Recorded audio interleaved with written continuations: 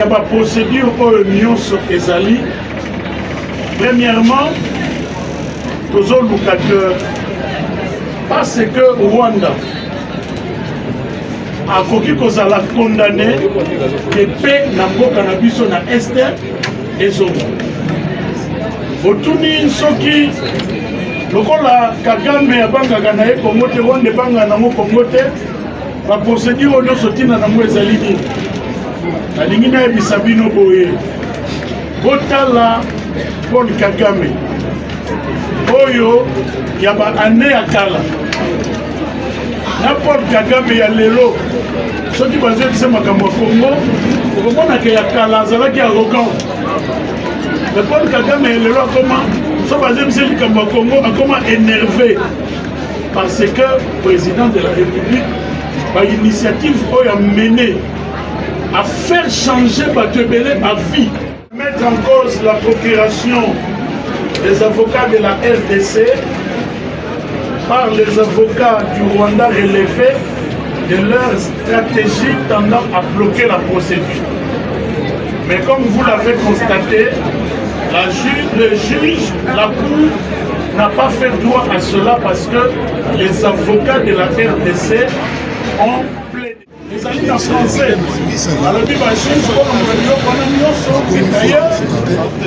posé un mot et salaté pour bango bayer na makambo ya français pour la nini yo se sengela ke sala kaka na anglais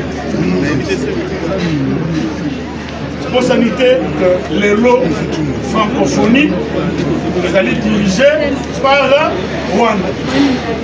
Même tant que balobaki que bazali capable était à la procuration comme mis en français la carte ya salle bâtiment sur la sécurité na ba juge na biso moko c'est là que moi également likambo ya kokambo.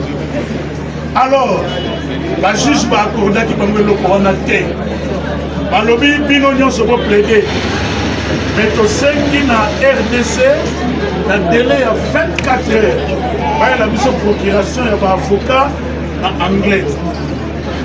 Bengaki rapidement ministre d'État, ministre de la Justice Moutamba, a dit salué document dans l'anglais, a signé document on a ici de Kotisaki Yango. Mais si quoi avocat va plaider nani, va plaider makambo oyo Rwanda tindela ki mikanda avant oyo pe ba avocat na biso basi ba komaki ba réponse batindaki.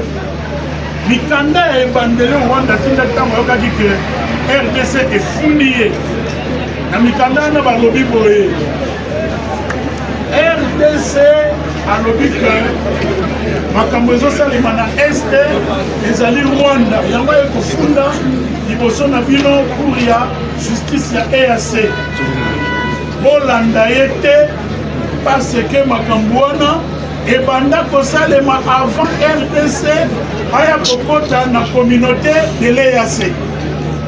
Donc vous devez vous déclarer incompétent, c'est-à-dire pour aloba pourquoi le banda kosalema avant RDC koti EAC na l'état moyen biso to sambisa ezate ba avocat na biso ba répondre balobi ya solo makambo ebanda kala ebanda avant RDC kota na EAC mais makambo yango tango biso esi tokoti na EAC yo moninga membre ya communauté EAC okoki kokontinue kosala makambo wana te bino pour kotenir compte ya makambo ezosalema kobanda biso tokotaki lelo parce que makambo wana ezali koviole acte constitutif il y a communauté parce que acte constitutif créant l'EAC et puis si par état membre bâti à insécurité pas violer territoire il y a baninga ba membre te alors le colaye Rwanda zo continuer puis le juge boye ba que toya a opona makambu kaka ya kalate toya a opona makambu ko Rwanda zali kosala ti lelo. Voilà, si quand on plaidoyer ezalaki ntango bajuge balongola baliloko na bango mosusu batiaki ya langue wana alors à plaider, biso peut plaider, na avocat na biso, sikaboye, sozali kozela, ndenge esalemaka liboso ya bacour na batribunal nyonso. Soki ngonga ekoki, bajuge bakoyebisa biso na débat oyo ya liboso tosalaki, réponse na bango bajuge ezali nini. Ntango cour ekorépondre biso na étape wana, nde tokoleka na étape sikoyo ya kosambisa makambo oyo mingi Rwanda na bamilitaire na ye bazali kosala awa na mboka na biso. Tala tina nini ntelemaki lelo mpona kopesa bino resume ya mayelekaki kuna arépondre kin live na Top Congo na question oyo. Impact ya baprocédure oyo nyonso ezali, premièrement tozoluka que parce que Rwanda akoki kozala condamné epe na mboka na biso na este ezonga. Otuni soki lokola Kagame abangaka na ye Kongo te, Rwanda ebanga nango Kongo te, baprocédure oyo nyonso ntina nango ezali nini? Nalingi nayebisa bino boye, botala Paul Kagame oyo ya baane ya kala na Paul Kagame ya lelo, soki bazokisa makambo ya Kongo okomonaka ya kala azalaki arrogant. Mais Paul Kagame ya lelo akoma, so bazokisa likambo ya Kongo akoma énervé parce que président de la République ba initiative oyo a mené à faire changer bato ebele à vie, même dans les Nations Unies. Bato balai soutenir Rwanda, ba changer bakomi ko sala rapport ezolakisa ke réellement Paul Kagame na Rwanda basala mabe na RDC. Lelo soki batuni Paul Kagame likambo ya RDC, vous sentez qu'il est énervé.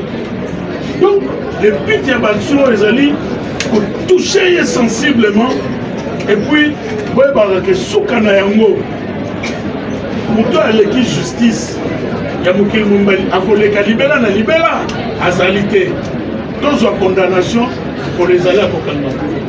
Mena awa na katikati baefe nango ezali douleur au peuple na biso azosibir esila mokulu bitumba esila na est ya RDC.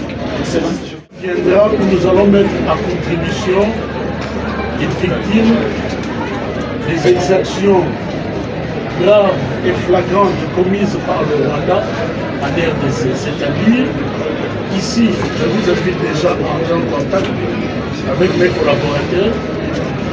Nous allons travailler ensemble et nous verrons dans quelle mesure impliquer elles-mêmes. Mais dans les dossiers fournis par les Nations Unies, nous avons aussi des éléments qui confirment cela. S'agissant de l'implication des journalistes, nous allons prochainement partir aussi avec notre presse. Vous savez, quand nous sommes sortis de la salle d'audience, le journaliste que vous avez vu là, il est venu vers moi. Il m'a tendu le micro, un grand micro comme celui de DW. Il voulait que je parle. Nous avons estimé que comme il n'avait pas donné la parole aux avocats du Rwanda et que nous étions à l'intérieur de la cour, il n'était pas bienséant que nous ne puissions parler. J'ai dit, nous n'avons pas d'interview à accorder. Et il a insisté, il a visé le dirigeant de notre équipe d'avocats. Il voulait aussi qu'il parle en utilisant son micro. Celui-là a refusé. Et après, ils ont suivi un troisième avocat de notre groupe. Je suis venu, j'ai dit à l'avocat, vous ne donnez pas d'interview, on va organiser ça après. Et en tout cas, ici, surtout qu'on n'a pas parlé aux autres, on n'a pas donné le micro aux autres, nous aussi, nous n'allons pas le faire. Vous avez vu ce que vous faites ici. Chacun, avant de poser sa question, il dit d'abord il est de quel organe de presse. Ces journalistes-là, quand ils nous ont approchés, il ne nous a pas dit. Il était de la télévision nationale du Rwanda. Il n'a pas dit ça. Et quand vous le regardez, vraiment, c'est comme nous. Alors, nous n'avons pas fait ça. Et étrangement, il n'a pas demandé d'interview aux avocats du Rwanda. C'est quand nous avons fini le micro qu'il nous donnait, il l'a mis dans son sac. Et lui, il a utilisé un autre micro pour faire l'interview que vous avez suivie. Et dans sa manière de présenter les faits, faites attention. Il parle de rébellion, il parle d'au moins 200 groupes qui étaient en RDC depuis longtemps, et donc c'est depuis plus de 25 ans. Et donc là, il relayait les propos des avocats rwandais. Ce n'est pas la bonne manière de donner l'information.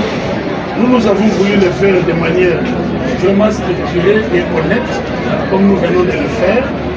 Et prochainement, nous partirons aussi avec